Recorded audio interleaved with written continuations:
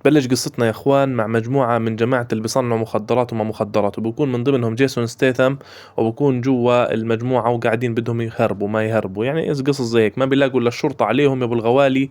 اقتحم ما اقتحم، وهون بتكون المصيبة انه رئيس العصابة اللي اسمه جعفر ما بيعرف انه جيسون ستيثم اصلا شرطي ومدزوز بيناتهم. بيلموا الدنيا وبتصير انفجارات، بس ايش معلم، جعفر وابنه بيقدروا يهربوا. واغليها بالسيارة جيسون ستيثم كيف تهرب، ولك انا صار لي 400 سنة بخطط للعملية، بضل يلحق فيهم لحد ما يقول له وقف عندك، سلم نفسك انت محاصر، بوقفه. جعفر بسلم حاله، ابنه بده يعمل فيها البطل وانه انا الزلمه وانا قد حالي وباي وتراي، بنشمط 600 رصاصه بخزقوه الشرطه، بوقع في ارضه. جيسون بخف عقله، ليش كيف يعني هيك انتوا تقتلوه؟ انا قلت لكم ما تقتلوه. طلعوا قدام ابوه بده ينتقم مني ويقتلني ويقتل اولادي لما يطلع من السجن، وقول لهم اسمعوا انا تارك كل الشرطه وكل السي والمخابرات وبدي اعيش حياتي. عشان نسيبه يا معلم ونروح بعد فترة من الزمن نلاقيه زبط بيت وعاش ومعاه بنته يا فخم، يعني وبس وعايش. بنته قصة ثانية، قاعدة في المدرسة في حالها، بيجي واحد، تعرف الرزلين اللي بيكونوا في المدرسة، بيجي واحد عليها بكب زناخة، يا حبيبي حل عني، روح ما انت شكلك زي علبة الدراي، خلاص روح من هون. باخذ طقية، بتقوله طب اسمع، هاي عديت للمرة الثانية، بتفقع وجهه، بتخبط عليه وفي نافورة دم بتنزل كيف حنفيات البلدية تاعت المدرسة تاعت زمان، نفس الاشي. تلفون، الو حج عم جيسون، الك بنت، بقول له طب تعال على المدرسة عشان في عاملة قصة تاسعة. بقول له طب اسمع كمل شغل في البيت عبين اشوف شو عاملة هالبنت وارجع، بعينك الله يا ابو الغوالي. شو بدك بالطويل، بروح على المدرسة بلاقيها مفقعة وجهه، وبروح بشوف ام الولد وابوه جايين وقاعدين بيهدوا وبداونوا، واحنا هو بسيب الدنيا وبركز مع المربية حلوة هيك وامورها طيبة. بقول لها يا غالي، بتقول له بنتك، بقول لها قبل بنتي انت سكان وين؟ بتقول له شو اللي سكان وين؟ قال لها طب انت سكان وين؟ طب شو القصة، انت كيف تيجي على الاماكن هاي؟ بقول لها خليك هيني راجع. بفوت بتناقش هو بنته وبفهم المربي انه بنته، انه مرته ماتت قبل سنة وبنته متأثرة في الموضوع، باخذ بنته وبيحمل حاله بروح. وهو طالع يا غافل لك الله، بتكون ام الولد محمي ابوه وانه روح اضربه وجيب حق ابنك، بيجي بداون عليه، بقول لها خلاص معي خلينا نسيبه، ولسه بقول لها خلينا نسيبه، بهجم عليه بفقع وجهه بلزقه في الارض يعني بزرعه كيف الشجر. بيجي الشرطة بتتدخل، بقول له معلم انا عارف انه الحق عليه مش عليك، عشان هيك المرة حسيبك، خلص اترك الدنيا وروح وتوقش حالك بمشاكل واحكي لبنتك تروق علينا شوي. الموضوع بمشي، بس مين اللي بتضلها براسه؟ ام الولد بتكون اخوان، يعني كيف بدي اقول لك، دواوين قديم. بتيجي بتقول له شو الوضع يا حبيب، شو الوضع، انت يعني انت كان ضربته، طيب عملت اي شيء هيك هزأت حالك قدام ابنك؟ شكلي انا راح اضطر اتدخل واحكي لاخوي. بقول لها انت بدك تضلي تهدينا واخوكي. بتقول له اخوي بيجيب لي حقي. وعشان نعرف مين اخوه يا اخوان، اسمه سمير شو قصته، زلمه تبع مخدرات طويل وعريض واضرب وطرح عريض، شو اللي حكيته، المهم قاعد بيعذب بناس عشان ببيعوا مخدرات مضروبه لانه بخربوا عليه السوق. طلع كيف ليش بيعذبهم انت. المهم فجر الدنيا، وبنعرف انه زلمه ازعر ودواوين، نسيبه. نروح لجيسون اللي بيجي لبنته، بقول لها شو الوضع، بتقول له شو الوضع، انت اللي شو الوضع مع المربي؟ قال لها ولا استحاله. قالت له شفتك بتضحك من تحت لتحت، طقعت لي وسبت القصه وراح مركز معها، وبتقول لها اعطيني سنابك ما سنابك يابا مالك. بقول لها اسمعي ولا نامي خلاص يلا برجع لك. نسيبه بعد ما بنته لقطته، ونروح لمين؟ لام الولد مع اخوها سمير. بتقول له اسمع، في واحد كب زناخته علي وضرب الودي ياخته ضربه. بقول لها خلاص ماشي، هذا تركي لي موضوع وانا بشوف لك اياه.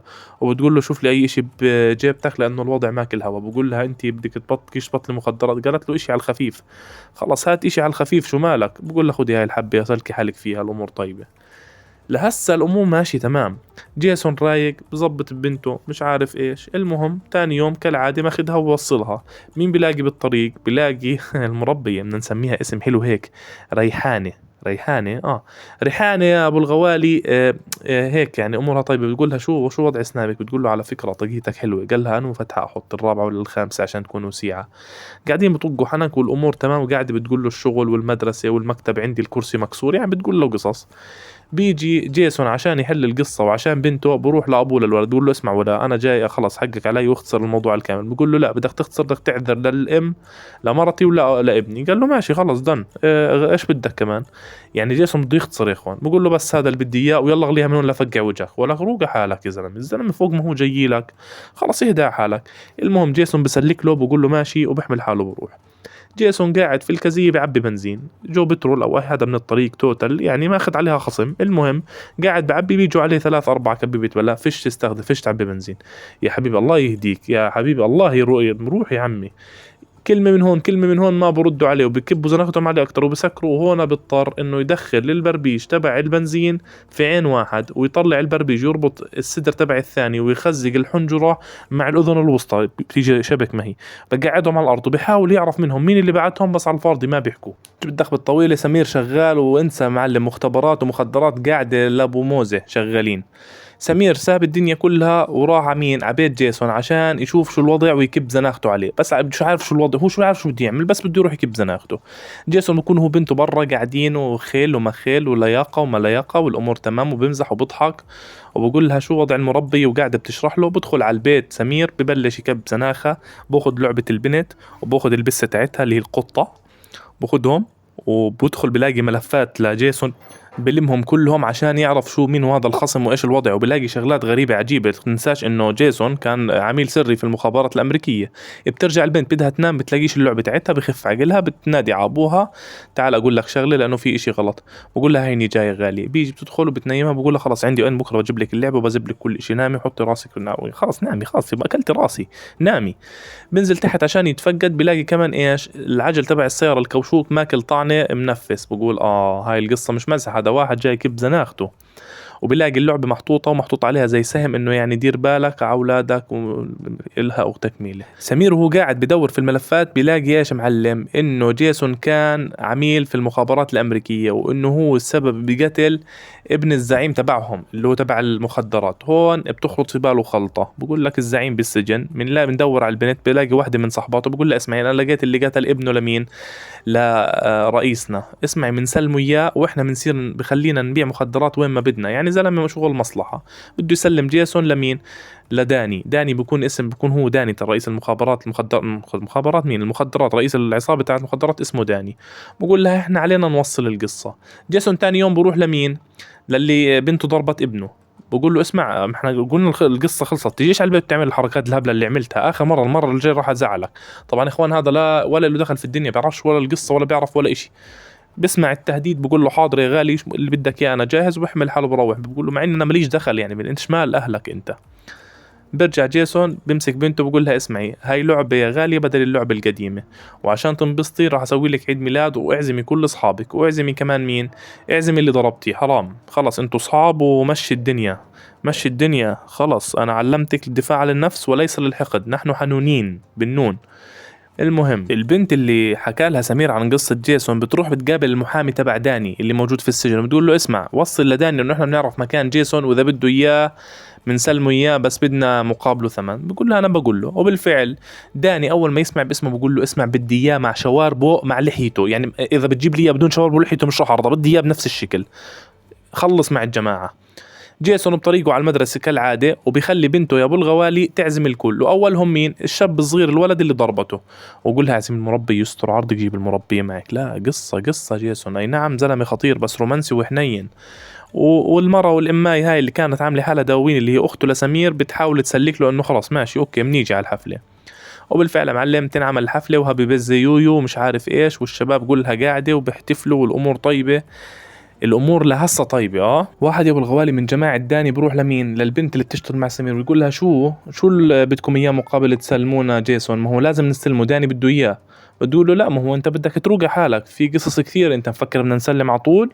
لا بدنا نقعد سمير ونتفاهم على القصه كامله. بقولها ما هو احنا اكيد راح نتفاهم بس بدك تروقي حالك عشان نعرف شو الطابق. بتقول له خلص انا بعرف لك شو الدنيا وبحكي لك. بقول لها ماشي. عشان جيسون وهو قاعد بالليل يجي تليفون من الشرطي اللي كان يشتغل معه زمان، بقول له اسمع البنت اللي كانت تشتغل مع داني بتشتغل مع واحد اسمه سمير تاجر مخدرات، هذا سمير بخلط عليك لانك شكلك انت ضارب ابن اخته. بقول له مش انا اللي ضربته بنتي. بقول له المهم دير بالك معلم لانه هدول خليطة وشغلهم جماعة مخدرات وبخلطوا عليك، وشوف انت القصة عشان ما انا اللي علي عملته لانه الوضع بخوف. بقول له خلص ما عليك. تاني يوم جيسون بيحمل حاله معلم بقعد يدور لما بيلاقي سمير قاعد مع مين؟ مع البنت. بقول لها شو يا غالية انت عجبك شكلك اشتقتي لداني، شكلك بدك توصل لداني. سمير بكون ايش يعني زي اللي مستصغره وبتخوت عليه وبضل ينكش مخات عليه ويحكي حكيك. بقول له اسمع معلم تعتبر حالي ما سمعتش ودير بالك حالك، وحركات الولدنة تاعت البيت اول مرة واخر مرة، المرة الجاية راح تزعل مني، راح تزعل مني كثير منيح. بقول له يعني ايش مفروض اخاف؟ بقول له ما علينا المهم مفروض تزعل مني. عشان يا ابو الغوالي جيسون يروح طيران على المختبر تبع المخدرات تبعهم يشوف القصص قايمة قاعدة يقول لك الموضوع فيش فيه مزح، بدنا نعرف نتفاهم. ببلش يخلط ويعمل متفجرات من المواد اللي موجودة، بفك الكهرباء، ببلش يعدل على الكهرباء اللي موجودة ويركب الهسلاك، وببلش يفك اللمبات لمبة لمبة، ويبلش يعبيهم متفجرات عشان أول ما تولع اللمبات يصير انفجار تساعي الأبعاد، يوقع المروحة اللي شغالة في الزاوية. شغال أموره تمام وبظبط الدنيا عشان يلاقي كمية مخدرات تانية موجودة. إنه شو هذا؟ ولك أنت شو المخدرات اللي بتعمله؟ ولقى البسة كمان. أول ما يلاقي البسة ولسه بده يمسكها بلاقي فيه قنوة بتشمط وجهه، بتوقع له الفك السفلي مع طاحونة العقل وبغمى عليه. مين هذول؟ الشباب اللي هجموا عليه في يوم الكزيت جوبترو، متذكرين؟ بيمسكوه عشان ضربهم، وبيمسكوه بربطوه، بلش عذاب تعذيب يمين بشمال يمين بشمال، لحد ما واحد منهم يغلط ويجيب سيرة بنته. ولك ما انت كنت ماشي تمام وبتضرب الا تجيب سيرة بنته. اول ما يسمع سيرة بنته يا فخم، يعني اسمع كيف لما عفريت يركبه، ببلش يمين بشمال، ما بيخلي حدا من شره. ولك اسمع، بيخزقهم تخزيق، ولا بيخلي حجاب حاجز محل الثاني. الكبد بركب مع الرئة، والطحال بتمسك في البنكرياس، انسى ما معه. وبفك حاله وبيحمل حاله، بقول لهم يلا سلام، انا برجع لكم بس مش هسه، انا هسه بدي اخلص من كم من شغله وارجع لكم. بالوقت هذا معلم، مين بكون قاعد في البيت وهو مروح؟ بنته. بقول لها اسمعي لمي اغراضك عشان نرد. بتقول له لا انا ما بدي ارحل من هون، المدينه هاي صار لي فتره. فبقول لها انت ولا كيف بدي افهمك، خلص افهم اسمعي ردي على ابوك، الوضع بخوف صار. خلص شو بدك بالطويل معلم، نسيبهم ونروح لمين؟ لجماعه سمير اللي بيجيهم المبعوث تبع داني. بقول له اسمع معلم، يلا بدنا نعرف وين المكان. بقول لهم قبل المكان بدي اخذ معاي البنت احتياط، لانه انت الوضع بتكهرب وانتوا غدارين. وسمير ما بيرضى يروح، بخاف، بقول لك اذا بتقتلوا انا بتحمل القصه، انا بعيد عن القصه. وجيسون بقول لصاحبه الاسمر دير بالك على الحصانات لاني شكلي راح اهاجر. والشباب بطريقهم على جيسون، يعني الموضوع ما معه. وسمير الوسخ بروح بقابل الشرطي عشان الوضع مكركب، وبقولوا شو الوضع ما شو الوضع. هذا بكونوا متفقين عشان موضوع المخدرات وما المخدرات. ابو سمرة قاعد وبراقب، بلاقي فيه حركة ما حركة، الا ما بلاقي الا واحد هاجم عليه. بتبلش معلم بينهم حرب اهلية. يعني اسمع كيف بدي اقول لك، ابو سمرة بضل ياكل قتل ليوزع وبقلب، واخر اشي بزته وين؟ في الاسطبل على الارض. ولسه بده يطلع، بيطلع ابو سمرة بيمسك المنجل وبضل يشمط فيه بالرئتين وبالبطن لما يوقعه بقتله. وبقعد يزمر بالسيارة عشان يخلي جيسون ينتبه انه في اشي غريب. ولسه قاعد بزمر، بتجي رصاصة طايشة بتوقعه بتشقلبه على الارض. بس جيسون بكون وصله الخبر انه في اشي غلط. عشان جيسون اخواني يبلش يركز ويطول كل الاسلحة اللي موجودة عنده، حتى في عنده سكينة فواكه استخدمها لانه ما في كل الاسلحة بده يستخدمها. باخذ بنته بضبها، بقول لها اسمعي بتقعدي جوا لا انفخ وجهك، اوعي تطلعي بشلق وجهك اذا بتطلعي. وببلش فيهم يا اخوان واحد واحد. اول ما افتح الباب بقول له تعال البنكرياس ترق، بستخب بوقعه على الارض. هلا ما هو الموضوع مش سهل. في البنت بتطلع صوت، فهذا اللي بيخليها تضطر تهرب وتركض على الغابة. ومين بشوفها؟ جيسون، وبقعد يلحق فيها لانه في واحد خنزير بيلحقها. فهذا اذا لقطها راح يسوي منها انسى كباب مشوي على الخفيف. قبل ما يمسكها بثاني المخرج بحطه في مكان، بشمط رصاصة بوقعه على الارض، وبقول لبنته اهربي انتي وسيبي لي الباقي. عشان مين يجي معلم؟ يجي المسؤول الكبير تاعهم الراس اللي كان مين باعته، اللي باعته داني. والبنت بتروح لمين؟ للبنت الوسخة اللي مع سمير. وهذول بدقوا ببعض معلم. واحد بيمسك اسنان الثاني بقول له هدول فينير، بقول له لا، بيسحب له طاحونة العقل. الثاني بيمسك القفص الصدري بيفتحه، بدقوا في بعض. اسمع سكاكين طالعة سكاكين نازلة. راندي اورتن بمسك له الحنجرة، بخنقه بالاخر سكنتين في الرئة وفي الكبد بلزقوا ببعض. بقول له حبيبي سلم على الشهداء، شو بدك بالطويلة. وبيجي بده يلحق بنته، بس بتكون الوسخة المرة اللي مع سمير خطفتها وحطتها في القارب وغلتها. ما هو يعني يا برجعش ايدي فاضية. مين اللي بخف عقله؟ جيسون. بنته انخطفت. بيحكي للشرطة 1 2 3 4 ابو الغوالي اللي صار، وببلغهم كل اشي. وبقول لهم انا لازم اقدر اتواصل مع بنتي. والله معلم الا البنت بترن بتقول له اسمع انا في مكان خطفوني، عينيك خطفوني، قصدي يعني انخطفت، انا هيني مخطوفة يابا. بقول لها طب روقي شوي حالك، اول ما توصلي على مكان في معلم او اشي بلغيني. قالت له خلص ماشي، انت بس اضلني ارن عليك. قال لها اوعي تطلع صوت ولا تسمع صوتك، خليكي متخبية امورك تمام. ذكرني بحلقة كونان. المهم، واول ما تحكي له عن معلم طيران بشمط السيارة، وبيعرف انه المكان تبع اللي بيسوي فيه سمير المخدرات. اول ما يشوف سمير بقول لها انت مين قال لك تجيبيها؟ بتقول له شو مالك ما لقيتهاش؟ بقول لها انت حمارة تجيبيها، هاي لازم اقتلها. بتقول له تقتل مين؟ بقول لها هاي لازم تنقتل. مين اللي بتدخل؟ اللي بتدخل أخته لسمير الخنزير اللي بأول الفيلم اللي ضربت ابنها، بتقول له رجع البنت لأبوها إحنا خلصنا، قال لها أنا ماليش دخل، قالت له كيف مالكاش دخل هيها موجودة هون، ولسه بدهم يضووا ضواء وكل الدنيا تتفجر لأنه عمك جيسون كان أصلا ملغم المكان كله بمتفجرات. بخف عقله سمير بشوف الدنيا هيك بقول لا هيك أنا بدي أنتقم انتقام الظالمين. بيجي بده ياخذ البنت، أخته بتمنعه بشمطها رصاصة مش عند الكبد، عند المرارة، بتنصاب بتوقع على الأرض. حزنت عليها آخر الفيلم، والبيت كله بتفجر. عمك سمير بخف عقله بندش البنت وبضل غليها. مين بالحق فيه؟ جيسون بقول له والله لا أنفخ وجهك، والله لا عبي عينيك بزاقة، ولا وقف ولا وقف على الفاضي.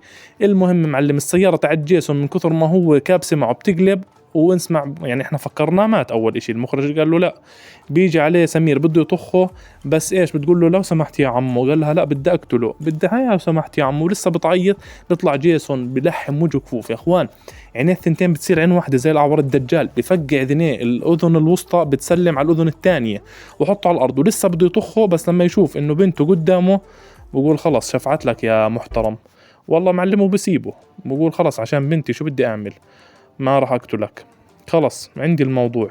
بهدى حاله، باخذ نفس وبحضن بنته وبتكون الأمور طيبة. وإذا بدنا نرجع معلم لأخته الخنزير اللي صارت منيحة، كانت مصابة إصابة خفيفة والأمور تمام بيعالجوها، شوية كاتشب محطوطة. المصيبة معلم بآخر الفيلم لما جيسون بروح لداني بقول له اسمع، قد ما تضل مدتك هيني بستناك برا، بدنا نتحاسب يا داني الكلب، لعلقك من ذنيك. بقول له ماشي بنستنى بنشوف، وهيك بس.